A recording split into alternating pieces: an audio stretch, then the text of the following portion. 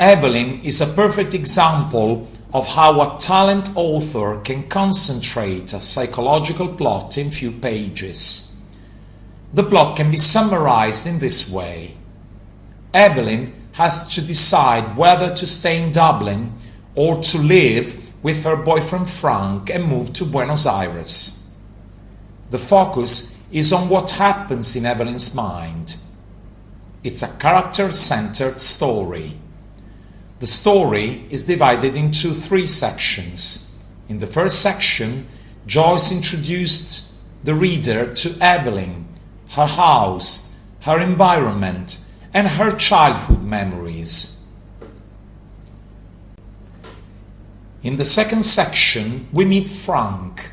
Frank invites Eveline to follow him and make a new life in Buenos Aires. This is the central conflict of the plot.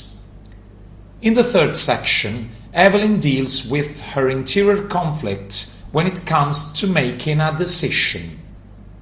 Although the novel is not written in first person, Joyce shows us everything from Eveline's point of view, giving the reader free access to Eveline's thoughts through all her story.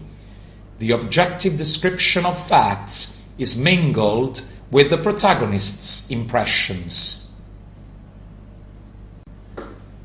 When Joyce wrote that Eveline sat at the window watching the evening invade the avenue, we know the objective fact that Eveline was watching out of the window, but the same quotation may have another symbolic and psychological meaning.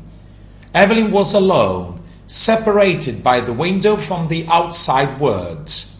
Even the dusty curtains and the desolated street give us a clue about Eveline's state of mind. The reader gets to know the other characters from Eveline's point of view, her father in particular. The father is an abusive figure. Eveline remembers how he used to interrupt her childhood plays with her brothers under the threat of his stick. Eveline's father represents violence, irrationality, that pure instinct which can only be managed with kindness and understanding, not using rationality. He was violent and addicted to alcohol, but he was the man of the house. Eveline's world is dominated by male figures. Another male character is the sailor Frank, who is presented in clear opposition to Eveline's father. While the father represents the harsh and unsatisfactory everyday reality that Eveline is forced to live, Frank is associated with the idea of freedom, of a new life, of economic independence. The reader could discuss Frank's good intentions, but he seems to be sincere.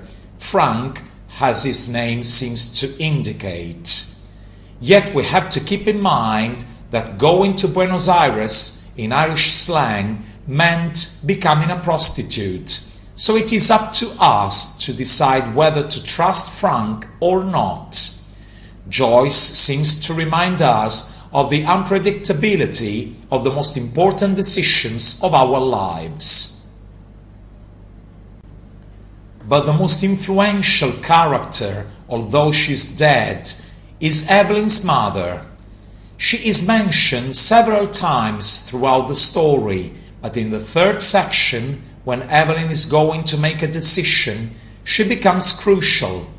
The music of an organ coming from the street reminds Eveline of the day of her mother's death, when she promised to take care of her brothers and of her dad, and to keep the family together. In an outburst of folly before her death, her mother warns her that the end of pleasure is pain. The end of pleasure is pain. Dere vamos eraun. These words are pronounced in Gaelic, Ireland's ancient language. The mother wants to sound prophetic, referring to the ancient wisdom of the Druids, not to her personal experience. When Eveline recalls the words of her mother on the eve of her departure, It seems that her mother has returned from the grave to admonish her. At the same time, Eveline realizes that the illness of her mother is the result of the terrible life she was forced to live.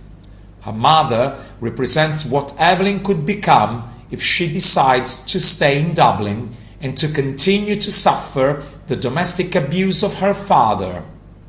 These thoughts seem to motivate her on the eve of her departure to Buenos Aires.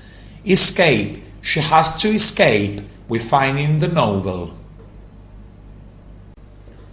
But at the dock, with the boat ready to leave, she is paralyzed. She cannot go. The word is too frightening. All the seas of the world tumbled about her heart. He, Frank, was drawing her into them. He would drown her. Frank tries to get her to board with the rush of people. She merely stares at him as if he is a stranger. Eveline is described as a helpless animal, with eyes in the void, without a facial expression. She was passive on the threshold of a new possible life. She couldn't decide and she couldn't choose. Despite her name recalls Eve, the first sinner, the first woman who chose and suffered the consequences of that decision, Eveline is rather a victim, a small, little, unfit Eve. It is an example of the mythical method.